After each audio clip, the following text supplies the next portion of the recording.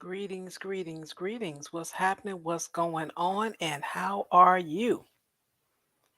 TGIF, everyone. Good to see you. What's happening? What's going on? I am glad to share this Friday with you.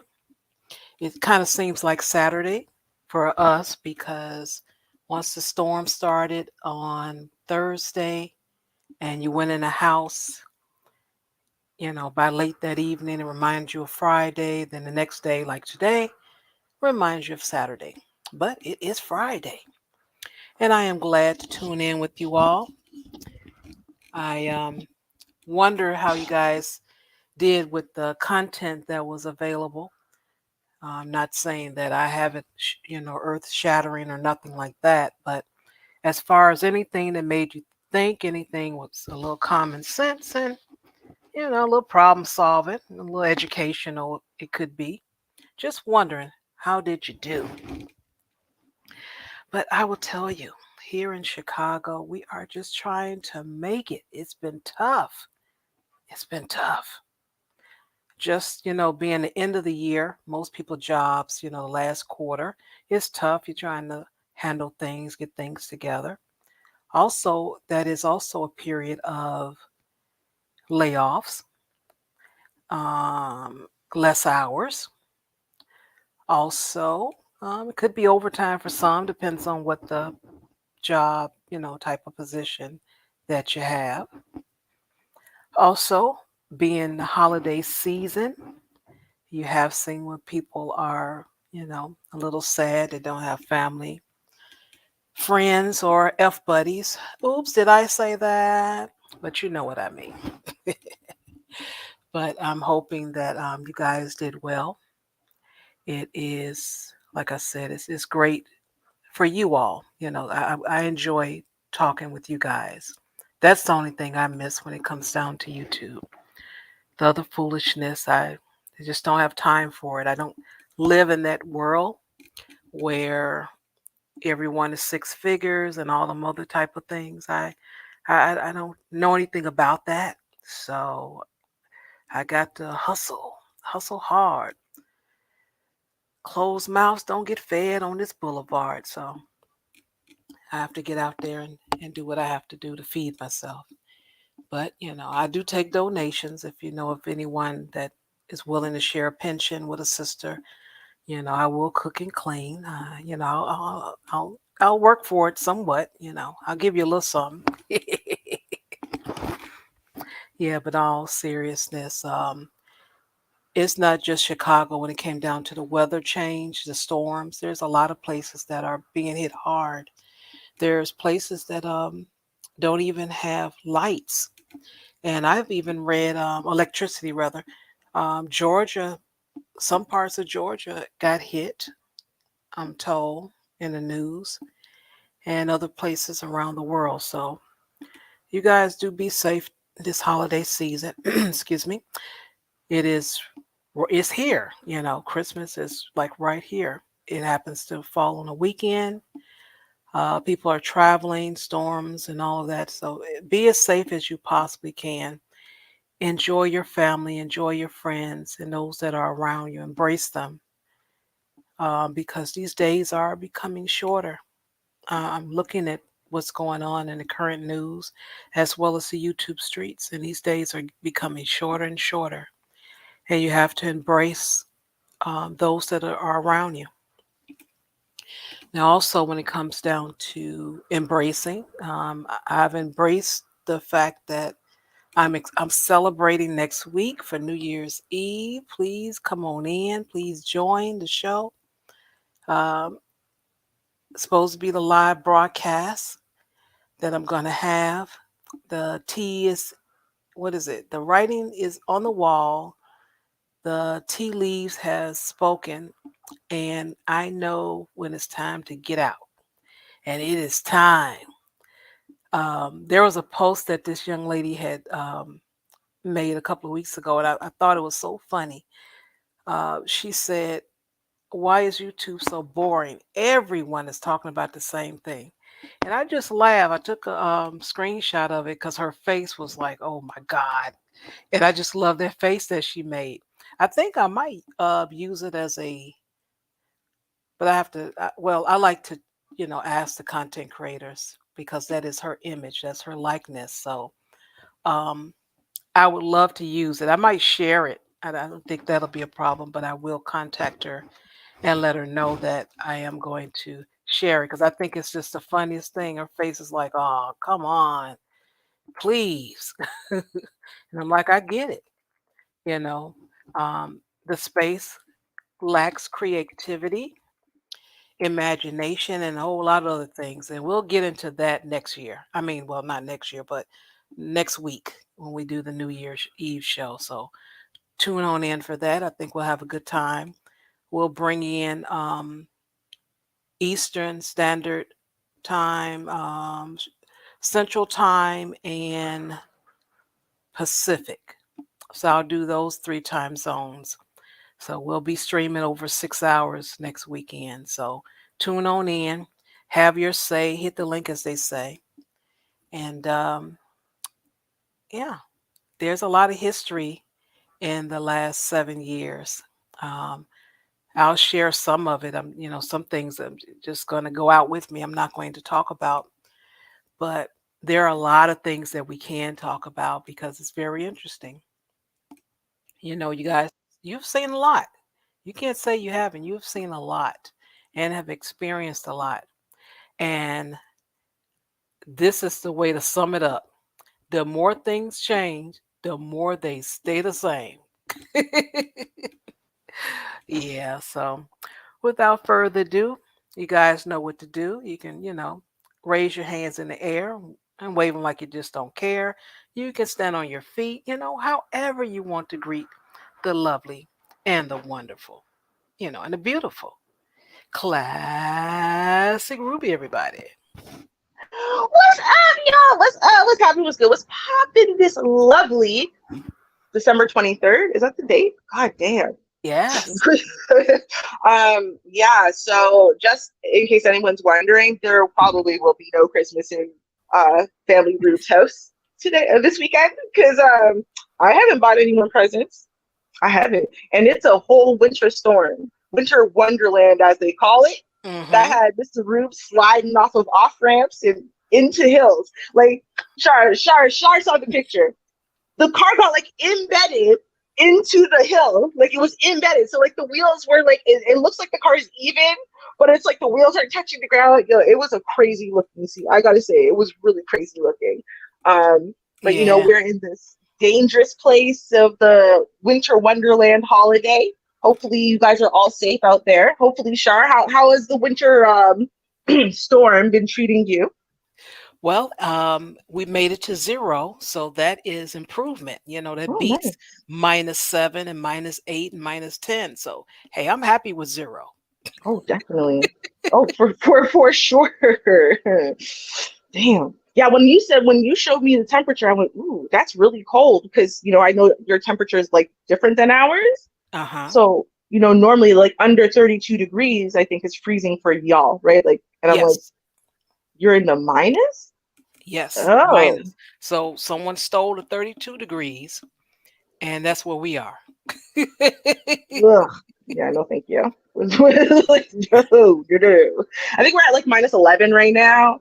And zero is freezing for us, right? So we're like at Okay. -11. So I'm like, yeah, no, that's cold enough. But you were definitely lower than that. And no, I'm not looking forward to tomorrow. I think it's coming, right? Because we're only at the start of the storm right now. I'm like, if it gets to Right. like -20, 30, whatever, I ain't going outside for what? You know? Mr. Reeves knows I love him. I'll buy him a gift on Boxing Day. It's cheaper anyway, right? Okay. I know that's right. Save, and you still get what you get. So, that's fine. Exactly. That's what I'm saying. Yeah. Well, let's see what happens tonight. I had, scheduled the show some time ago, and Hmm. things came up, and I'm like, okay, well, let's just push it and push it and push it real good, and now we're here. So hopefully, we can get through a few things. I didn't dive deep as I really wanted to, like a slideshow and just go through all the different things, but I got a few things to touch in on when it comes down to crime. You can always Okay. find something. That's for sure. It Mm-hmm. never seems to amaze us. Never. I don't even know if I want to know. And I mean, hey, worst case scenario, you know, I got a little science I could freestyle on because they locked up my, fellow GTAer. Well, they're gonna if they didn't already. So I mean, that's crime. So we could always do that too. So it'll be a good night. I'm excited. It's gonna be a good night. Good discussion. Yeah. All right. So I'm going to drop the link because I am paying attention to what I'm doing here. Let's Perfect. see. And anyone can join, of course, and give your take. There you go. Now, this is something that is concerning us when it comes down to the new year. They're supposed to make some type of change because they had got, I think, a lawsuit against them, but um, they've come to their senses and says, okay, we're going to do a few things differently, but it ain't going to be 100%, but we're going to try to give a little bit to the people because I get it when it comes down to the cash bonds. And let me show you where that is. It's called the Safety Act. And I get it. Um, it's an amendment safety act which was a hot button issue in 2022 election. Calls for no cash bail system. The act is said to be more equisitive, equitable system where pretrial detention is based on community risk rather than financial means. Now, I get it. If you can't afford bail, that means you would just be sitting there until you get your hearing. And I get it. Trust me, I get that. But the kids, and I do call them kids because they're anywhere from 15, 16 up to about 20 something. They're just pulling people over, robbing them, taking their cars. They go to court, get released, and go out and do the same thing either that same day or they may rest up that same day and do it all over again the next day. Some of them have the ankle monitoring brace on them, some don't. And they get caught again about a week or so. And then they go back and just do the same thing over and over again. So it's like, so when is it going to end? When are you going to stop allowing this? This is ridiculous. So it's been Mm-hmm. something that we've been really fighting against. When they put it on the ballot, we didn't like that. And so people just started saying, no, you're going to have to do something different. And you're going to see a couple of stories and you'll definitely understand why.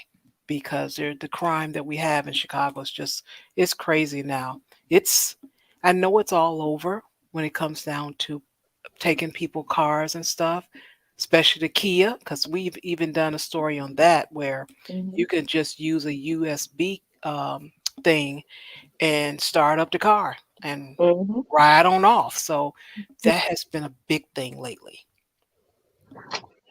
Yeah, I mean, I don't know. I think the thing is, right, and I mean, they do know, and they've known this for a little while. They've known this basically since Y2K. They'll remember, oh my Mm. God, the world's gonna end because we forgot. We thought the last two digits of the year would be sufficient. Now it's gonna think that we're going to 1900 when there was no computers. Oh my God. Right. Right. Yeah. And I think since then they were pretty aware that, you know what, we are not really equipped to handle the advancements in technology. Like we're just not. And as we advance more and more in technology, um, they recognize more and more that things have got to change, right? I mean, and this is how we are in general as a society. So at one point, not that long ago, nobody realized there was a difference between children and adults. Like Mm. everyone was just like, yeah, from the time you were like, 3, 4 years old, you were just a little adult, right? Like, but we're all exactly the same. That's how people saw children, right? Eventually, and again, not that long ago, we realized, wait, children are uniquely different from adults in different ways, and they deserve certain types of considerations that maybe adults don't deserve, right? Yes. Hence, enter in the juvenile justice system. But then the juvenile justice system didn't decide to learn how to account for, well, what if one of those children is a real sociopath? What if one of those children is caught between a rock and a hard place? What if one of those children wasn't socialized properly? So they just start charging these small children as adults. Instead of making the juvenile justice system work for juveniles in more and more ways, right? Let's figure out how to handle this type of juvenile that's a career criminal, this type of juvenile that is doing this type of crime, and da da da. No, they just pass it on to the adult system, and the adult system is not about fixing anything or anyone, right? It's just about punishing. So then again, rock in a hard place. Now you get a bunch of children who are very impressionable, who lack impulse control and a bunch of other stuff because their brains aren't done developing and whatever, right? Who are throwaways to their parents, throwaways to a bunch of systems, fell through the cracks everywhere. The law system just wants to either over punish them or ignore them, just like everyone else. And then you got some dude on the street telling them, listen, we family, right? I'm going to give you attention for the first time in your life, positive attention. I'm gonna believe in you for the first time in your life. You're powerless. And it's not, I'm not saying that in a mean way. I'm saying, of course they're powerless to that, right? But we're not considering those types of factors. When you take those kids, you put them back on the street. Back on the street to where? To who? Right? Why are they in this situation to begin with? No one's considering these types of things. So until we consider technology and we consider children in the admixture of this technology and how that's affecting people and and whatever, there's not really a solution. Like, we need to actually stop for a second. Instead of just doing stuff emotionally, we need to stop. Like, and really do some real research, really compile all the data that we have, and then start making different decisions than we've made so far, because these decisions are not helping. No, like at all. Yeah. At I'm with all. you in that. And, you got to ask yourself, how far did you go into this? I mean, because it's not really your responsibility as a maybe a officer, parole officer, whoever, to teach the person. I mean, because the adults, they know what's right and wrong. They're supposed to give their children information, watch them as much as you can.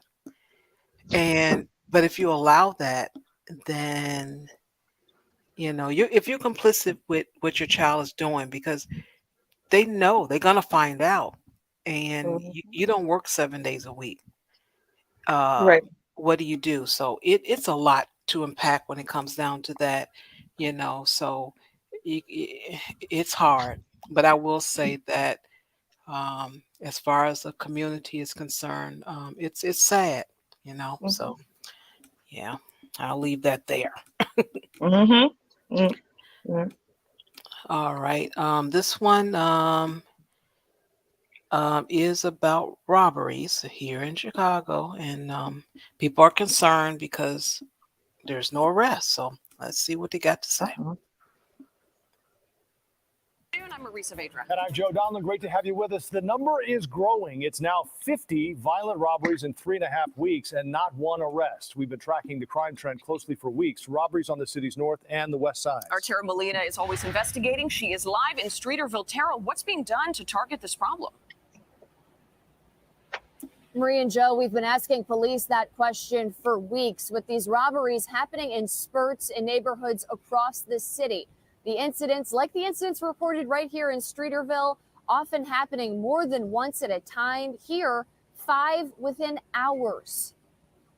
Lots and lots of red dots. Every point on this map represents a violent robbery we've tracked, watching the spike in crime closely since October. This just represents what's been reported in less than a month. 50 robberies, many in the past week. Police warning residents about the sprees, with a number of police districts investigating them. But today, no arrests. We've heard concerns from people living on the city's north and west sides, where many of these are happening, about a lack of police presence. We've asked police what's being done to target the crime. They haven't addressed that question. The crews behind the crimes, described again and again as crews of 2 to 4 men with handguns, often wearing ski masks. Police are connecting some of the 50 incidents, but not all of them. Crews in these robbery sprees, holding people at gunpoint, throwing people to the ground, and in some cases, beating their victims with weapons. So what do you need to know? Well, it's nothing you haven't heard before. Chicago police say the first thing is be aware these violent robberies are happening in these neighborhoods across the city. And if one happens to you, stay calm, and they say call 911 right away. And I'm telling you, it happens so quickly. When you see the videos, which I'll be showing in a moment, I don't know why I didn't do that one right, but it happens so quickly. It's just the person just walking through, and then just 3 or 4 people come out of nowhere. Normally, it's in threes. That's what I noticed, and it's just happens so fast. I'm like, what the hell? So the person really doesn't have a lot of time to react, and it's really sad. I'm telling you, it is extremely sad to see this, and the way it's happening back to back to back. They're thinking about using the cameras that they have to identify the license plate so they can track it faster. Now, I don't know what the holdup about that is. Maybe that whatever these cameras are about is for something else. But they're saying that they have cameras already where once the first car gets taken, they can start tracking that. Look for that. And because what they do, they change cars. That's how they do it. So I'll take the red Kia, and then an hour later or so, we find I don't know a tan Hyundai, and we carjack that person. And because it's happening so quickly and back to back, they said they had cameras to do that. So I haven't heard any updates of what they're going to do. Um, but the next clip I'll show is a woman, and as far as how fast it happens, you will see it's extremely fast. And people now are just saying, I'm leaving Chicago.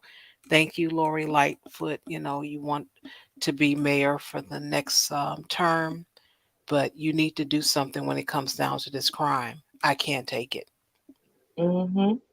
It's All bad. right. Yeah, let's see this quickness. I want to see this quickness. All right. And here we go.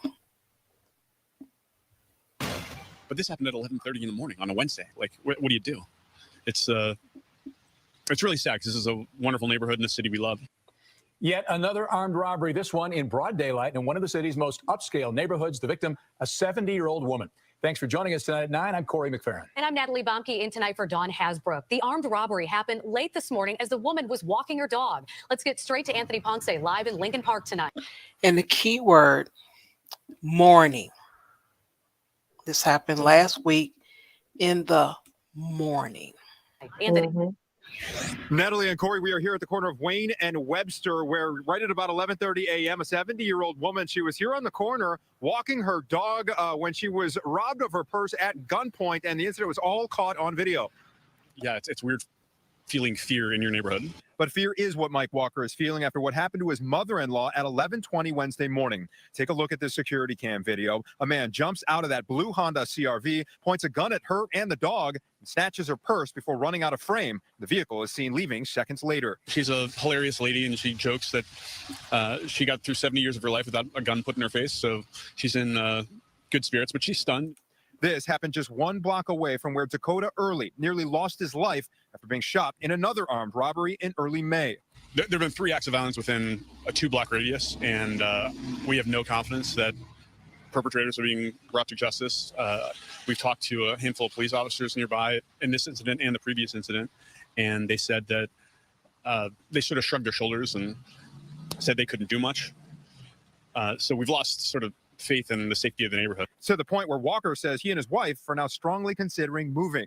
We're devastated. My wife and I bought a house here a little bit over a year ago, and we thought this was going to be our forever home. Police say the robber took off in that blue Honda CRV. Area 3 detectives are investigating here. So far, no one is in custody. We are live tonight in Lincoln Park. Anthony. Yeah, of course, no one's in custody. And that's the big issue. No one's in custody. And these things keep happening back to back to back to back. I mean, it's you don't even need Netflix. You can just watch the news and the reports of how these robberies are. That's how bad it is. If you just want to see something devastating, breathtaking, just Right. watch the news. I mean, is it a lot of people though, or is it like, let's say 1 to maybe 5 people who are just kind of serial robbers? Like they're on a crime spree, but there's like, this small group or maybe 1 or 2 people, whatever, who are just doing this right now because, they're getting away with it. And Christmas coming up, the kids want skateboards or whatever. And yeah, they don't care about your feelings. They care about their crying children. And so that's what they're focusing on. Because I mean, it's one thing if the whole place is gone to shit, right? Like it's one thing. Because that's like, there's just so many different criminals and so many different crimes, like it's impossible to catch. But if it's, 1 to a minimal amount of people who are just doing the crimes over and over and over again, then you're kind of like, well, are you guys trying? Because, just the fact that it's the same description over and over again, that should help you find some type of target or some type of plan to catch this one person who keeps doing the crime. Like, I don't know. I mean, I guess they're not going to tell you the news about it, whatever they have figured out, but it strikes me as not, it's not like everyone lost their mind and everyone's committing crimes right now. I feel like it's a small amount of people who are just committing the same crime over and over. That's what it seems like. And actually, it isn't. It's several groups. And sometimes you hear it's in the suburbs. It'll start there. Then you have others that do the south side of Chicago. You have those that do the west side of Chicago. You have those that do the north side of Chicago. So you have several groups of young people that are doing this. And again, they're really concerned because, it used to be a joke, why rob your own people? They don't have any money just like you. Won't you go where the money is? And that's what they're doing. They've been doing that starting maybe 2 years ago. Well, yeah, about 2 years ago, they actually been going where the money is. So these people with the money are saying, hey, I'm paying taxes. I'm not safe. I don't feel safe. And they have a little bit more access when it comes down to the mayor because they're involved more in politics. They're a little bit of the upper class. And they're like, no, I'm going to talk to my council person and they're going to ring the mayor and say, hey, what's going on? What are you going to do? I got these property taxes I'm paying this. I got this fund. I donate to the police thing every year and the fire this every year. And hey, what are you going to do for me? Are you going to protect me and my family? No, you can't do that. Oh, well, okay. Well, you know what? I'm going to leave Chicago. And there's other cities. And that's what a lot of them are doing. Yeah, I mean, it makes sense.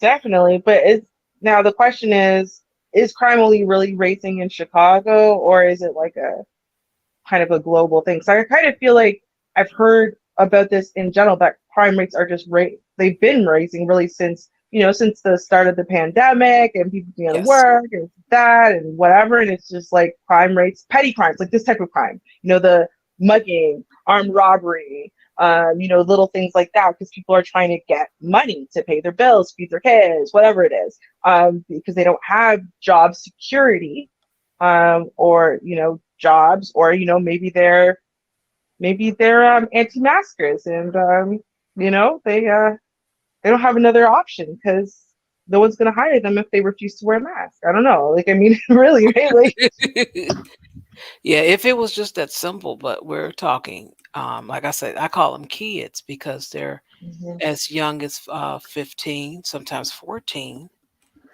and up to the 20s because they can move faster. They're slimmer. They jump in and they jump out. So those are the ones that's doing this.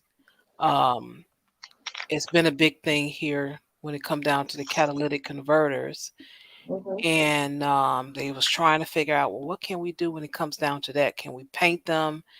But they find that it's not a whole lot they can do with that, and now they kind of not doing it as much because that was a big summer thing.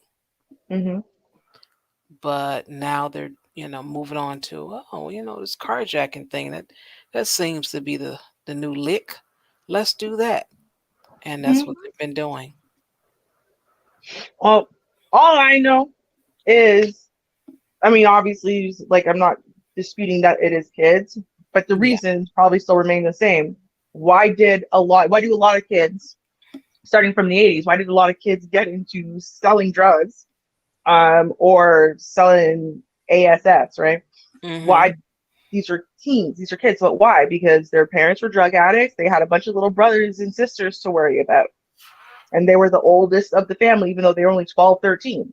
So they were little kids, but they were taking on adult responsibilities with no no adult options, right? They're too young to work legally, blah blah blah blah blah. And if they tell the system, then they all go into foster care, and no one wants to go into foster care because it is a terrible system. So they want to keep the kids together and hope to God mom or dad pulls himself out of the drug addiction. And in the meantime, they got to feed everybody. So Right. they're out on them streets. So, I feel like it's like probably a very similar thing. Why do these kids get dragged into drugs or dragged into selling drugs or whatever, dragged into crime for Hmm. profit? And why do they need the profit? I mean, you know, some of them, yeah, it's because they want them new kicks and mommy won't buy them for me, but mostly it's from necessity, right? So, unfortunately, it's sad to say that a 12-year-old would have that kind of necessity and that's their only option, but what other options do we give to 12-year-olds and 10-year-olds and 14-year-olds to be able to support a family? Right. Mm.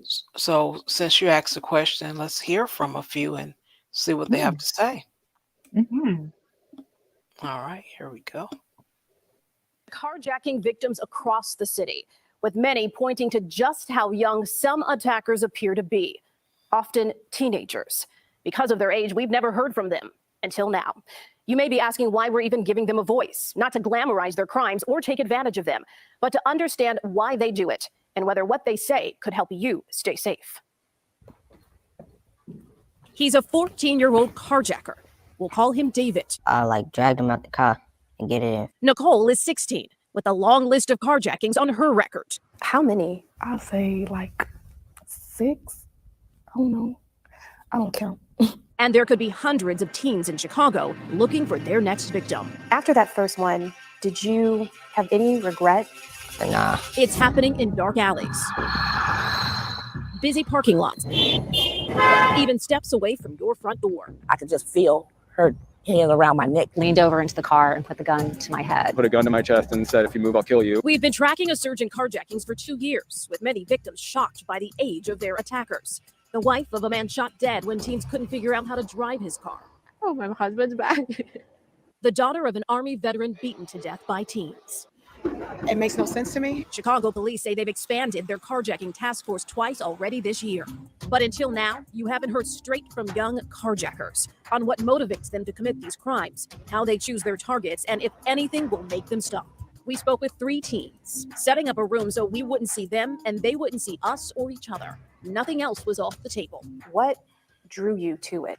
The game, GTA. David is talking about the video game Grand Theft Auto. If you don't got a car now, you can just take the car from people. It looked fun. I wanted to do it. Take me back to that first time. Me and my friends, 3 of us, we was walking, and I told him, let's take a car. We saw a man, and we just ran and stuck him up and got in the car and drove off. Did he seem scared, shocked to see someone, so young doing it? Yeah. Would you say that it was easy? Yes. He says getting the gun was also simple. People on Facebook and stuff. They'll sell guns. So you were able to buy a weapon off Facebook? Yes. Do you find that a lot of kids your age do that? Yes. Nicole does it for different reasons. I had someplace to go and I didn't have a way there. Sometimes I'll even sell a car, like get a car just to get money. She says being a girl works in her favor. They wouldn't probably expect a younger age female to be out here like carjacking. What kind of weapons do you use when you commit carjacking? A knife. Nicole has been arrested, but after a short stay in juvenile detention, she was back out. Is this something that you still are doing? Yes. In my mind, there's no child that's irredeemable.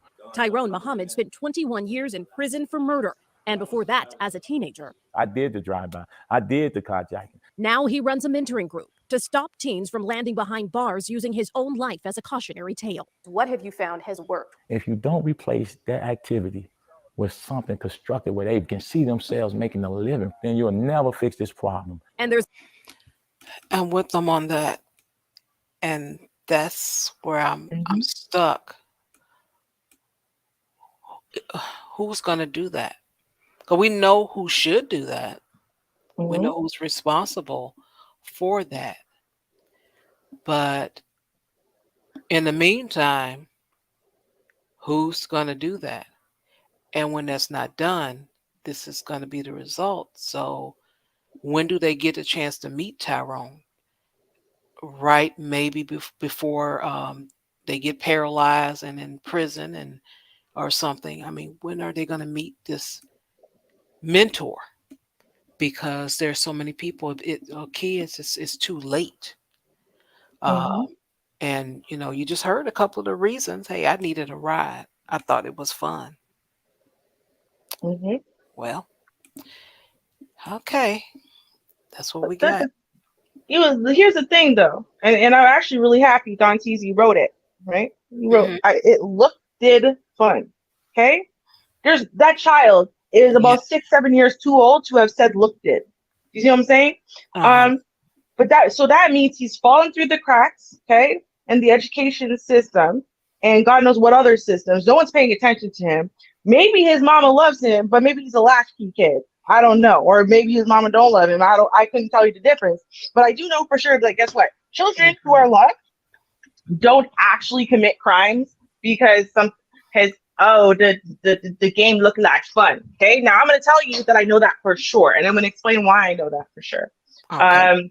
Because violence in video games has been a huge area of research for a very long time. Okay, because there's always been angry mothers since there's been video games suggesting that video games are poisoning children and making everyone violent. And without video games, there would be no violence. There would be no crime. Right? It's video games. Video games is causing it all.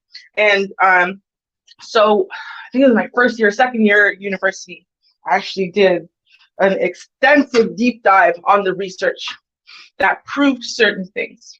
As kids watching a video of somebody doing something. So let's say they had the Bobo doll research. Okay, so what the Bobo doll was, it's one of those dolls we used to have. They don't have them anymore, probably because of the research. But they were they're like blow up kind of clowns or something.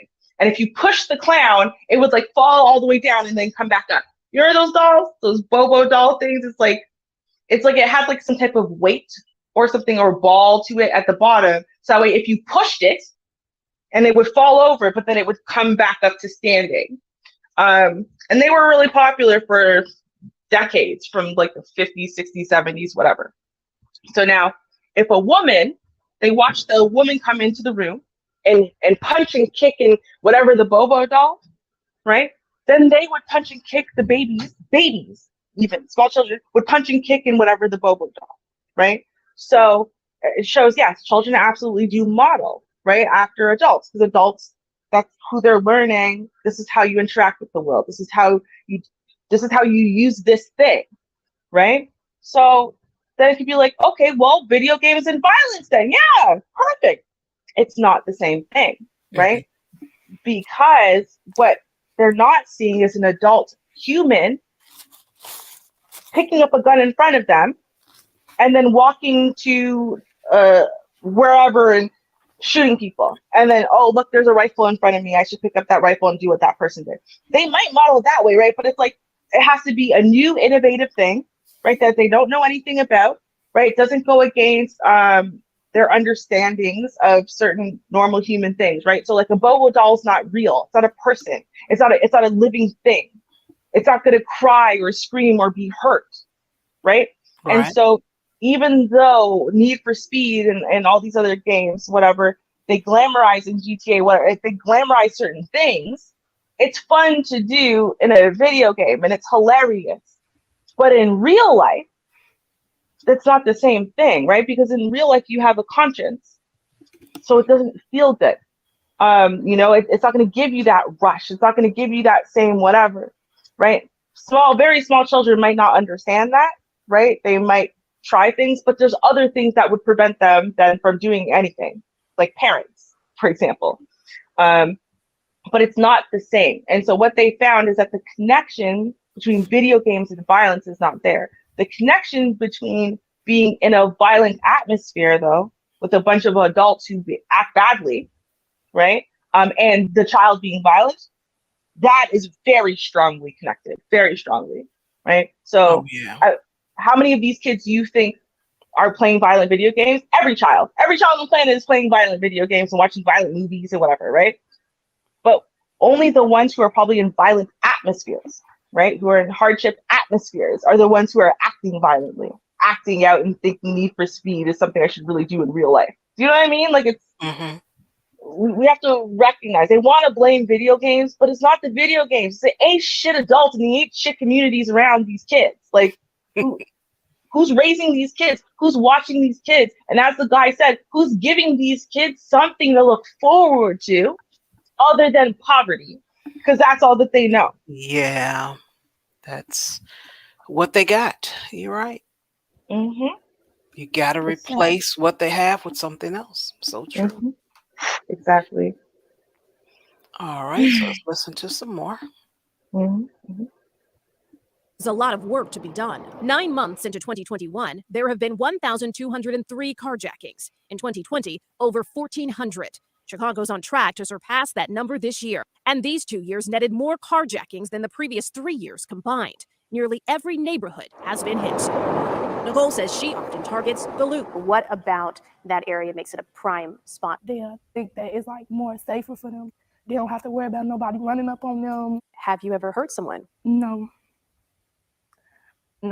it hasn't got that far. Though she admits it can quickly escalate. People are losing their lives because of this. People are paralyzed because of this.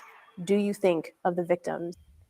I want to say yeah, but like in that moment, you might not be thinking. Chris, now 19, committed his first carjacking at 15, with his sights on areas like the North Side. Neighborhoods that have low crime rate, but like wealthy people. He also tracks the police, looking for gaps in service. Which area is the slowest on police cars coming around? Chris says he's carjacked drivers just to have a ride around the city. But there's another deadly reason. What he calls hot cars are often used in drive-by shootings. Has there been a time where you used a hot car for retaliation with an enemy, gang-related? That's a touchy topic. I have been in a situation to where a hot car was involved. Chris says he recently stopped carjacking. His mother discovered what he was doing and kicked him out. He also became a father. She told me, get yourself together and you'll be able to be here for your son. That's what really changed me. Nicole and David say their families were unfortunate examples. Seeing my brothers go in and out of jail for this type of stuff. I got family members that are also doing the same thing. Do you think that that played a role in you doing it? Yes. Muhammad tries to change teens' paths by getting them jobs at construction sites, partnering with local businesses, pastors, and legislators. But is it enough to make them successful? Absolutely not. Not without right mentors being positioned. Because the moment that those young people are interrupted, frustration with life, they'll go back to what they know. While David and Nicole haven't reached a point where they want to stop carjacking, they still talk of big dreams. Nicole wants to be a doctor. Working in UIC hospital or something. Taking care of people or save people's lives. David wants to own his own car dealership. Do you feel like you could do that? Yes. Reverend Robin Hood knows stories of kids like these well. He mentors teen carjackers and often partners with Muhammad. They're not mature enough to see the whole picture like we would love for them to do. They don't see they can kill somebody. They don't see they can go to jail the rest of their life. But at this point, many don't agree with that. They want them locked up. And they won't have sympathy for even the youngest children when they come with such a serious threat. See, I won't shoot them. If they fight back, I like drag them out the car and get it in extra fast. It's just having that thrill again. That's what would make you do it again. Yeah. Parents gave us permission to interview the teens. We also asked those parents to talk. They declined, but this is not the end of the conversation. Of course. Isn't that interesting? They declined. Mm-hmm. They ain't sick. Like I said. Man. It's just too much. It is too much. It makes you angry. It makes you sad. There's just so many different emotions when it comes to that. And you can't regulate adults. That's why when I see different conversation that goes on in the YouTube streets, I just look. I don't say anything because I'm thinking, how are you going to regulate an adult? So if an adult have a child or children and they're not the best at regulating that child or children that's under the roof, then I don't know how how you gonna regulate an adult. So I will give kudos to the mother that said, hey, you got to get out of here. I found out what you're doing. Get out of here. And there are some of those parents, they're out there. So you be wondering how you don't know what your child is doing. But hey, that woman found out. She's like, oh, no, you cannot be here. And you call it whatever you want, tough love, whatever that may be to you. But that woman did the right thing because you're bringing that stuff to her doorstep.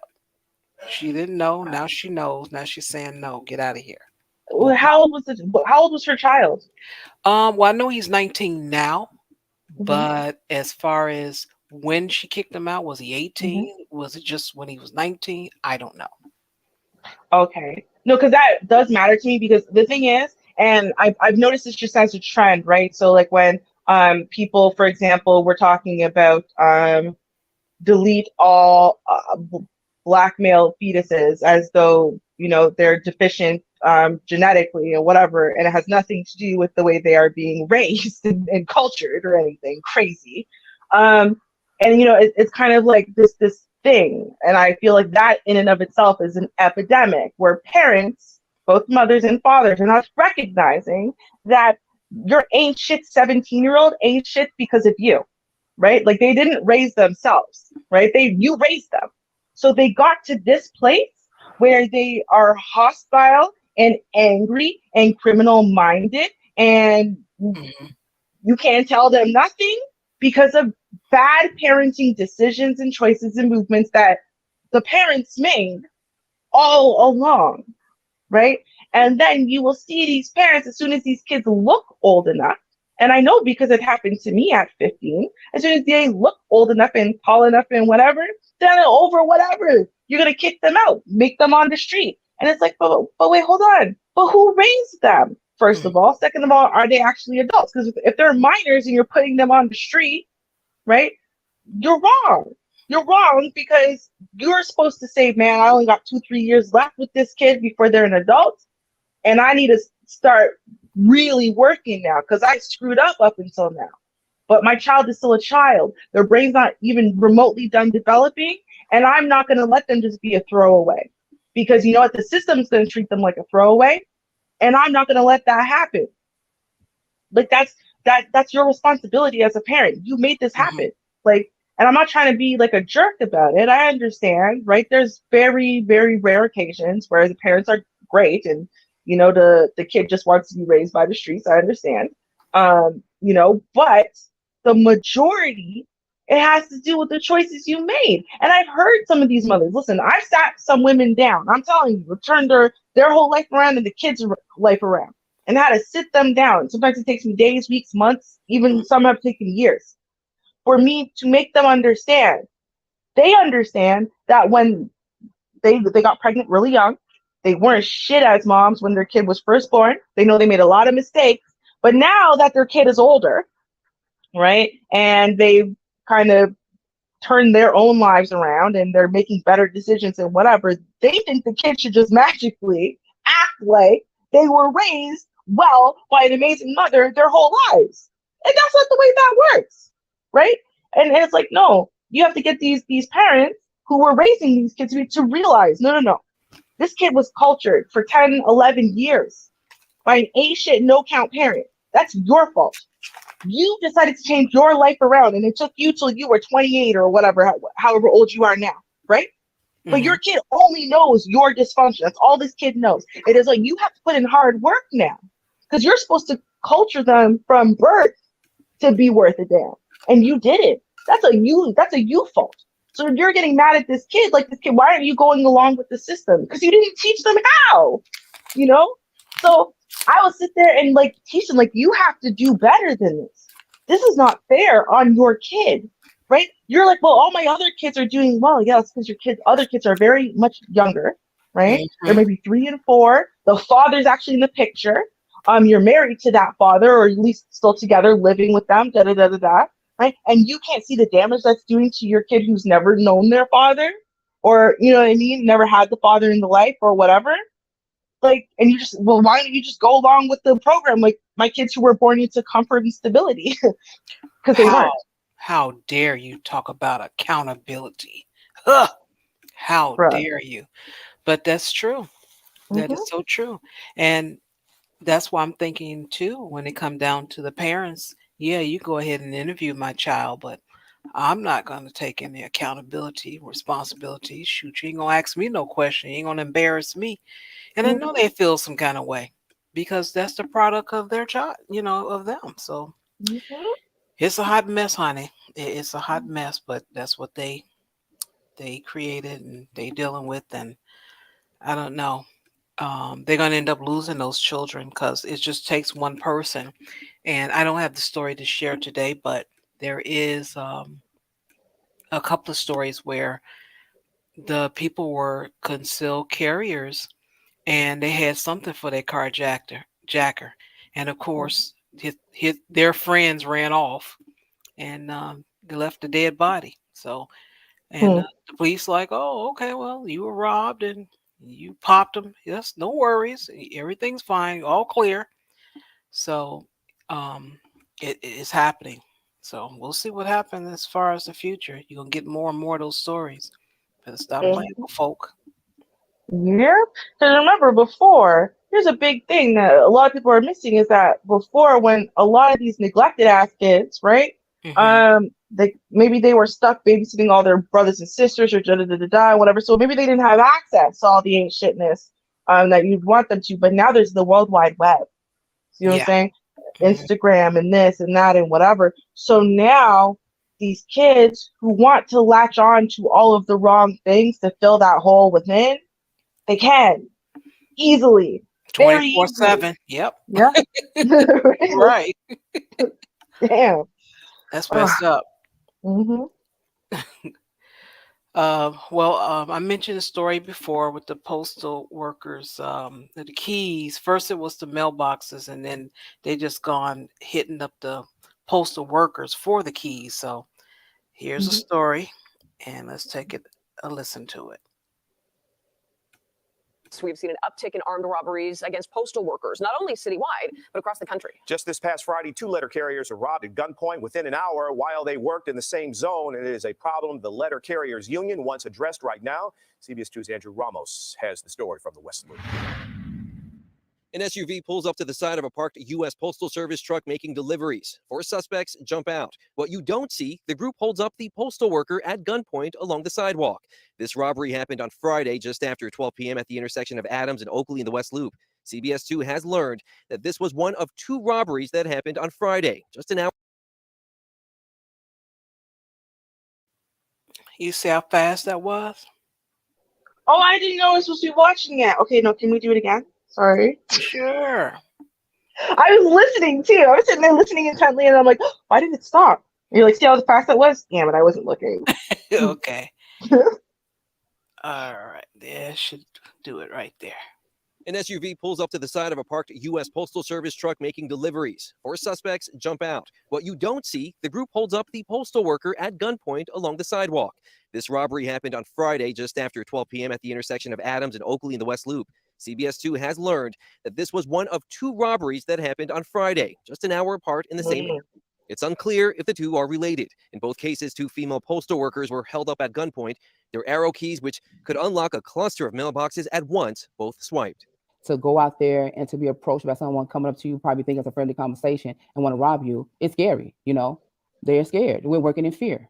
Frustration and concern are mounting for the National Association of Letter Carriers, the union that represents workers. President Elise Foster says more needs to be done on a legislative level. We're the #1 delivery at the end of the day to deliver ourselves home to our family. The way we came to work is the way we want to leave. Friday's robberies are the latest in a series of incidents involving postal workers that CBS 2 has covered. In every case, the arrow keys were taken. One letter carrier telling CBS 2 2 weeks ago that he believes despite the uptick in robberies, which according to the union, there have been at least 45 incidents since August, the United States Postal Service does not have a safety plan. Our lives are in danger every day. The Letter Carriers Union now looking ahead with trying to address their current security dilemma, pushing for an ordinance that would do away with one master key. Now, we are told that the 2 letter carriers robbed on Friday are currently off the job and seeking treatment for trauma. It's unclear when they will be returning to their posts. In the West Loop, I'm Andrew Ramos, CBS 2 News. In a statement to CBS 2, the Postal Inspection Service said they are aware of Friday's armed robberies and they are investigating. New at 4:30 in recent months. Oh, okay, I'm confused. Or maybe I'm crazy, No, but you're I not. don't understand why you want the key. Like, All right, so this master key opens up, it's just one key. It can open up several rows of mailboxes. So let's say there's an apartment building that has, let's say, 20 units. Well, that one key will open up all the mailboxes. Now you can take out all the mail, which have checks in there, credit cards, information that you can use to steal, to obtain a credit card, or you can sell it to whoever so they can do whatever they want to do, open up lines of credit and continue with, what is it, false identity and all that. That is something that is really happening. I mean, it is hitting everywhere.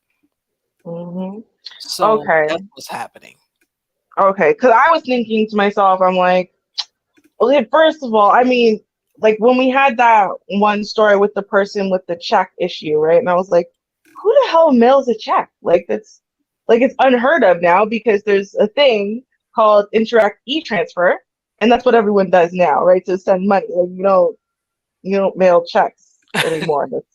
That's unheard of. So I'm like, you definitely do not mail cash or anything like cash. Like you definitely wouldn't mail that either. So I'm like, how are they going to benefit, right? I'm like, okay, well, I guess, I mean, the stealing the information, yeah, that way, that would make sense, because you'll get access to people's names and maybe dates of birth and whatever, depending. Right. Like, it seems like, I don't know, I feel like we're both missing something. So there's some greater real plan here, because I'm like, it just seems like a lot of risk and a lot of effort for a maybe. Do you know what I mean? Like, maybe we're going to get more than just everyone's bills. Maybe, and then we got the key and we go in here now and I have to go. And so we robbed the person to get the key. Okay. And we sent 5 people to do that. So we robbed the person to get the key. Now we're going to send people into this building to go through, let's say 100 mailboxes to maybe get a whole bunch of people's bills. But none of those bills have enough information for us to fully sign up for any type of credit card or whatever. And then we got maybe 4 different types of money that would total $1,000, right? And I'm like, that's 2 robberies to get $1,000. Do you know what I mean? Like, it's like, and then amongst all of those people, then you have to divide it. And I'm like, I just feel like it's like, It's like a waste of time to you. Okay. But not like a waste, but like, like I feel like there's a bigger payoff and I'm missing the bigger payoff. Like there's some other reason. There's something else that key does besides the obvious. That's what I feel like. Well, keep in mind, not only is it, if you hit a resident, you also can do mailboxes. You can actually go to a mailbox and take all the mail out. And that's a lot of data because people are still writing checks. It still happens. And you go into an area that maybe some older people, they use checks. That's their style. So you go to that neighborhood with older people, they like boop, and people are mailing their checks. And I've even had stories about that. People send something out and they sent it for $30 and somebody rewrote the darn check and made it for $3,000. So it's profitable to them. Okay. They've even opened up accounts with the people information. So there's a lot of information when it comes down to people mail. That's why it's considered a federal offense. They don't play. But now these mail carriers are saying, hey, you all need to do a little bit more than what you're doing, because now they're robbing us and they're doing it more often. So we want to leave and go to work and we want to come home safely. And you need to do something. So it's a big concern. And they've even had places, I know here in Chicago, where people weren't even delivering mail. They made you go to the post office certain days and times to get your mail because they didn't have enough carriers, the amount of crime, and they like, well, this is what we gonna do. And but yeah, it's ugly. When I mean ugly, it's ugly.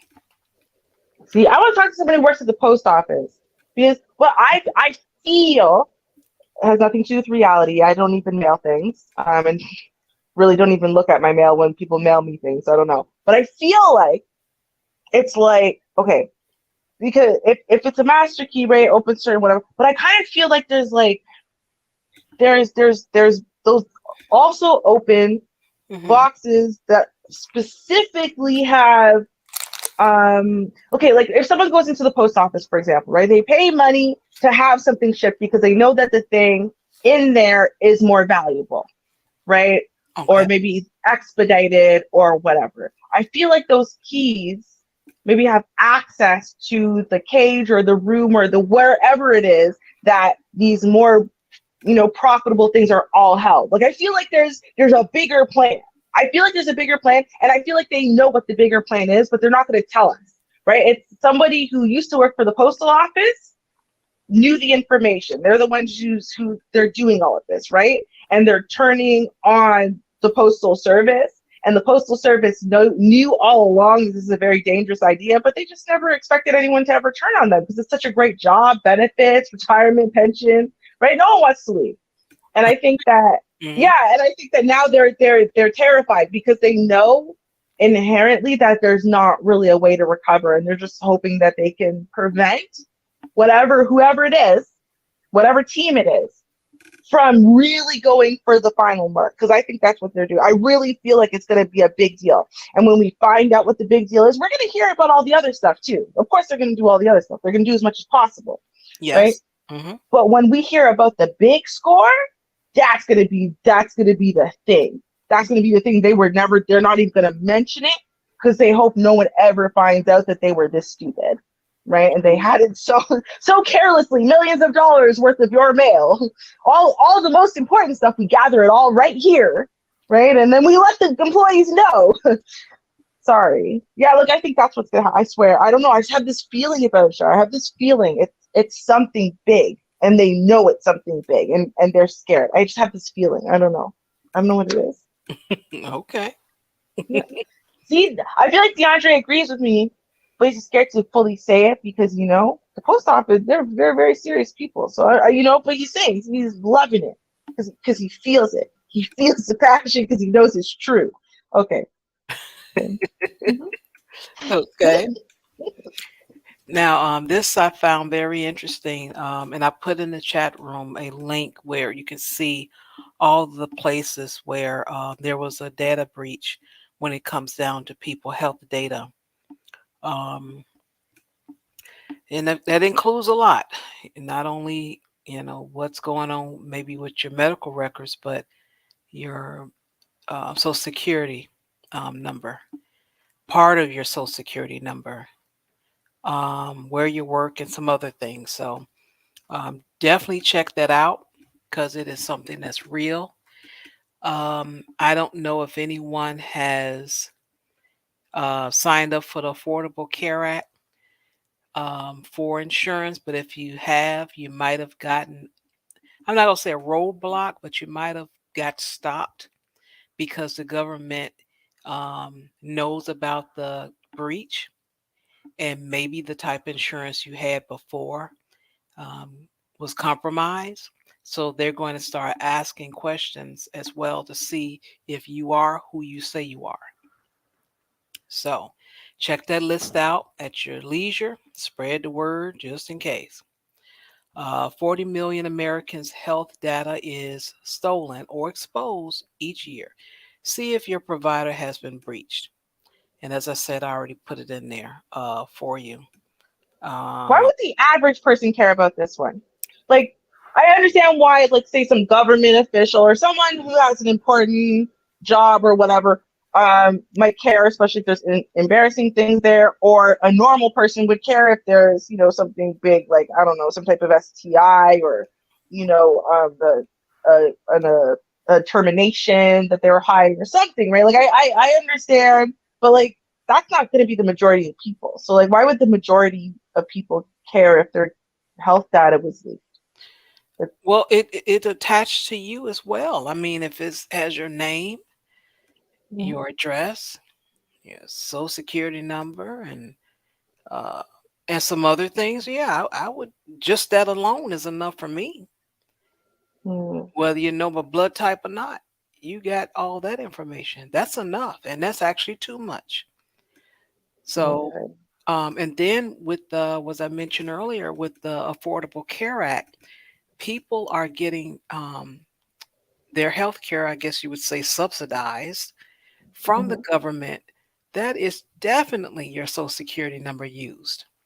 Your tax data might even be in there because it goes by what you file for your taxes. So that's a lot of information that's been spilled out there.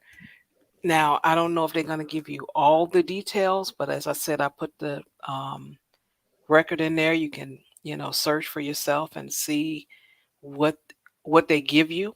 They may not tell you all. They may just say possible social security number, address, something like that. I don't see why they would hide it. They should just go ahead and say, hey, your social security number, your blood type, and your children's name or whatever. Just say whatever it is. But there is a long list of healthcare providers. I mean, it's 512 pages. So that's a lot of different places in a lot of different cities. New York, Missouri, Georgia. No, because I've had my healthcare data leaked. I mean, technically, like there are certain places that my healthcare data was in that, they were data breaches or whatever, and I just didn't care. So that's why I'm wondering why other people care, because I'm like, I didn't care, but then I also live somewhere where either like your OHIP number is kind of the thing that covers you, right? So our healthcare is free, but it's not technically free. You have like an OHIP number, which is like, let's say, it's like an identity number, right? Like, and so you're using that OHIP card to go to your doctors, whatever. And then they're using all of that to basically bill the government for your services, right? So yeah, you don't technically want other people to get a hold of your health card number per se, because they then could be getting other types of prescriptions on your health card number, whatever. But I mean, on all of the data and stuff that would be available online, a couple numbers of your health card number are always like starred out, so they wouldn't have access to that. The version code is not on that data either. So really what they would be getting is my name and address, and then, oh, I did this blood test or this ultrasound or this MRI or whatever, and here were the results. And I'm like, I mean, I don't know. I could see if I had gone and it was something humiliating or embarrassing, like, oh, I had to get surgery to extract the gerbil from my anus, right? Like, and then that was in my medical record. Yeah, I would probably not want people to know that, right? But like normal stuff, I'm like, oh, okay, sure. But I guess it's different with America because y'all have to actually use real insurance and pay for things and da da da. So I guess it's a different story. But I don't know. Maybe I don't take life like seriously enough. I think I need to grow up a little bit. I don't think I take life seriously enough. I'm like, I don't know. Why would you care? Why would you care if people could break into the mailbox? I don't understand. Like, who cares? Like, oh my God, I'm terrible. Okay, I'm gonna learn how to care. I'm learning, guys. You have to tell me. Ruby, this is serious because, okay? Thank you. Information is information, and they sell it. That's true. When it comes down to the SNAP benefits, that has been in several cities been affected. People have been stealing them. Let's listen to the story and see what's going on here in Oklahoma. Wait. What's a SNAP benefit? That is food stamps. That is money they put on the card so you can eat from the grocery store. Okay, I thought that was still called food stamps, but okay, it's called SNAP now. Supplemental Nutrition Assistance Program. SNAP. Okay. Check them out. Okay, gotcha. They fancy now. Right? All right, here we go. Tonight about SNAP benefits, what we used to know as food stamps. The DHS confirms hundreds of Oklahomans are having their EBT funds stolen. Some of the money swiped from cards after Oklahomans bought items at Casey's. We've been chronicling that for you. The charge is not getting flagged until tonight, and the state says they won't be getting their money back. News Force Kaylee Olivas is in your corner tonight with more. Kaylee?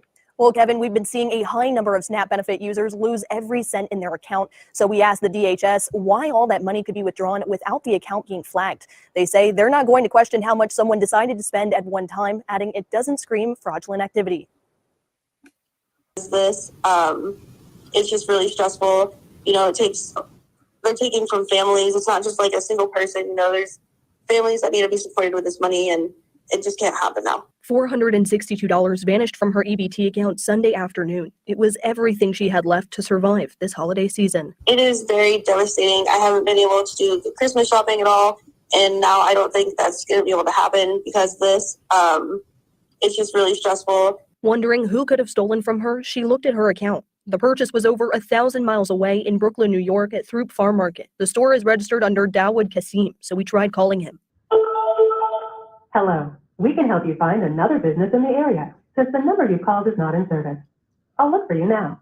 But the line is out of service. According to reviews, dozens of others claim this business has recently withdrawn all of their EBT funds. These states are where people claiming this business stole from them live. Each one That's a lot of states from one store. Saying they've never been to Brooklyn. Some say they filed a police report, to which the alleged owner has replied, quote, "They're not going to help you. Many people have already put in multiple reports." Yeah, that's a lot of nerve to say, but okay. The Department of Human Services say for Oklahoma EBT users, charges like these aren't flagged. Unless activity is, quote, really suspicious, it doesn't pose a threat. A DHS representative says the purchase will only be flagged if the user reports it. Otherwise, it may forever be unflagged. If a purchase is made in a different state, DHS doesn't consider that suspicious either, since EBT funds can be used in every state. There is, however, a pending DHS investigation. I just want there to be change. You know, I don't want people to have to go through what I went through. We did reach out to the Brooklyn District Attorney's Office. They say there is another pending investigation into the misuse of EBT funding in their area. And as for those who have lost their SNAP benefits, DHS says those will not be reimbursed. That's a lot of nerve. That is a lot of nerve. It's stolen. You know it's stolen. And you're like, oh, well, you're just going to miss it. Sorry. No food for you. No food for you. Instead of no soup for you, no food for you. No food for you. Yep. Well, I guess they figure, right? If you were found a way to feed your kids already, then you don't need the money anyway. And if you didn't, Well, it's not like they can retroactively go back and feed your kids on those other days, so it's all right. You all right. You'll be all right. You just eat from today going forward. You'll be okay. Like that's what just like they're saying. Like, wait, what? Okay. Dang. Like that? Okay. Doesn't seem like that. And I'm like, I think that they're saying that, and that's going to put people in a bind, because if people are really, really reliant on these things, then they would have probably even all taken out payday loans and stuff like that to try to feed their kids. It's not like you can just be like, oh well, who cares? They don't need to eat anyway. Like, you have to feed them still. So I mean, it would be nice for you to replenish that money, but how are you going to sell to people that they should care about welfare people, because they just don't, right? People are already like, my tax dollars, da da da. So I don't know. I don't know how we're gonna change that, because most people have very little sympathy for folks on welfare. They don't really Yeah. care. Yeah. Yeah, and even them, they don't care. I think that's something. But okay. Mhm. And Yep. I'll make this the last story of the night. There's an uptick in suicide when it comes to the police. And let me see, was it 2 last week? I think. Yeah, I think it was 2 last week. So I said, let me just share the story. And let's see, where is it here? Poop. All right, and here we go. Breaking loss of a Chicago police officer due to an apparent suicide. This time, an officer who worked in the 1st District. It comes after the death of another officer by suicide late last week. CBS 2 investigator Megan Hickey joins us live now from CPD's 1st District station. And Megan, this is at least the 7th officer suicide so far this year. Right, Joe. At this time, the medical examiner's office still needs to determine the official cause of death for that officer discovered this morning. But at this point, her death is presumed to be the 7th officer suicide. A small police procession made its way to the Cook County Medical Examiner's office on Tuesday. CPD confirmed that early Tuesday morning, the officer was discovered inside a residence located in the 25th District. She's been with the department for 5 years, working in the 1st District. CPD released a statement saying, in part, the officer's family is forever changed, and we ask that you please hold the officer's loved ones in your thoughts and prayers as they begin to process this tragedy. It was the 2nd officer's suicide in 5 days. On Thursday, a 58-year-old woman with a self-inflicted gunshot wound was found in Norwood Park. CPD says that officer was technically inactive and has been on disability since 2009, which is why their count is 6 active officers lost to suicide so far in 2022. Sources tell us the officer who died on Thursday had been fighting for disability payments and had been recently denied. After usually these incidents, usually they have people come to roll calls or say reach out. But again, that's not meeting them. Dr. Steiner is a 13-year veteran of the Chicago Police Department who left CPD to work as a psychologist focused on helping first responders cope with trauma. In August, CPD Superintendent David Brown announced that officers would have no more than 1 requested day off canceled a week, except during holidays. He also pledged a minimum of 9 hours between shifts.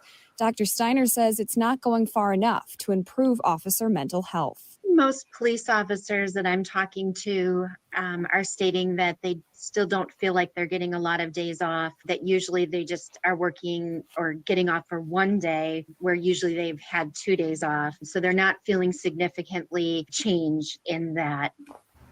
CPD described today's loss as heartbreaking. Coming up at 6, we'll look at some possible solutions, according to Dr. Steiner. Live at the 1st District. All right. Yeah, there's an uptick there. And the women just so happen to be trying to get disability. And after so long of waiting for a decision, and then the decision comes back, nope. And what do? I don't know how it is that they have to feed themselves while they're waiting on that decision, because they're not working. So I don't know if there's any compensation, or you just get nothing while you wait. But that has increased. And I said, well, I'll share that. And I find it to be sad anyway when it comes down to taking your life. Um, I know life is rough and everything, but um, people are doing it. And I'll just leave that there. Well, I think maybe there's a lot more say focus. I mean, I don't know if the rates. The problem is with certain types of things, right? Suicide being one of them, is there's no one else there oftentimes witnessing it happening to report it. And then it can happen where people do, but then they're found so much later that, maybe they jumped into a river to drown themselves, whatever it is, that, it was underreported and whatever. So it's a hard thing to, I'm going to say, to really compare from this decade to last decade to 5 decades ago, whether rates have really gone up or down per se, right? Then there's cover-ups, there's this and that, people get blamed for things, whatever. So I think, to me, that the number is probably not that different than it was. I think that there's just less stigma and shame and blame placed on the person who commits suicide. And so as a result, we're getting more we're getting more information. We're getting more to hear about the stories and hear about the stories in a way that it's like, oh, these poor people, let's talk about it, right? I mean, they even came out with that TV show, 13 Reasons Why, right? And if no one's watched it, I don't know, but 13 Reasons Why, it's trying to prove like all these different people were named in these tapes, but all these different things happen and all of these people were contributing factors, but really it wasn't even the 13 people, because it was also her frame of mind, it was also her mental health, it was also people failing to catch it, failing to say the right thing at the right time, friendships falling apart at the wrong time that had nothing to do with this and that, and it's just like it was so many different factors, right? And I think it's like it was a really powerful and moving show because it was trying to do something that I don't think we've ever done before as a society, and is to humanize people after the fact, right? You're not just a human worthy of compassion until you killed yourself. Now, we don't care about you. That's how the Catholic Church is. My sister's mom committed suicide when she was 12, my sister, and the Catholic Church couldn't even though the woman was a lifelong Catholic. My sister's a Catholic. Funerals are really for the living; they're not for the dead. And she couldn't be buried in the cemetery, right? At the Catholic Church because of the circumstances of her death, right? So I mean, basically treated like a pariah in a lot of ways, right? You don't get the same level of sympathy from people. Insurance doesn't pay out, a bunch of stuff, right? So I feel like, there's been a lot of lying and cover up and necessarily to hide things so people can get that insurance payout or that the payout for the pension, this and that, all those different things, right? And it's like we've taken some of that stigma away. So I think now we're finally going to be on the road to really understanding what we can do ahead of time to just be good citizens of the planet and maybe help people out so they don't get to this level. They feel comfortable talking and sharing and opening up, and we know resources and whatever, but it comes down to, first we have to get rid of the shame and the stigma or people aren't going to talk, so yeah, I'm glad this information is, we're focusing on it more, we're talking about it more, and it's not just let's just blame the victim, because yeah, fine, they're self-victimizing, but they're still a victim. Let's just blame the victim and move on. Right. Yeah. So true. Okay. Well, I knew you were going to hear pension, so it's funny. well, no shame. No shame at all. I already put the call out there. If anybody knows someone, I will work for pension. I can I'll cook, clean. There's some things I might do for a little change, but just hit me up. I'll let you know. Will work for pension. I've seen that on the sign. Okay. But you guys, next week, that's the show I'm looking forward to. End of the year. We'll do a little chit chat about some things that has happened, not only through the year, but throughout the YouTube career streets. We'll do some talking. I don't know if I'll be sharing the screen. I might look up some stuff and share some stuff. We'll see. I'll see. But I will have my champagne ready. And again, I want you guys to stay safe so you can come back and we can have a good time and bring in a new year with each other. So until we meet again, of course, peace. Cheers, y'all.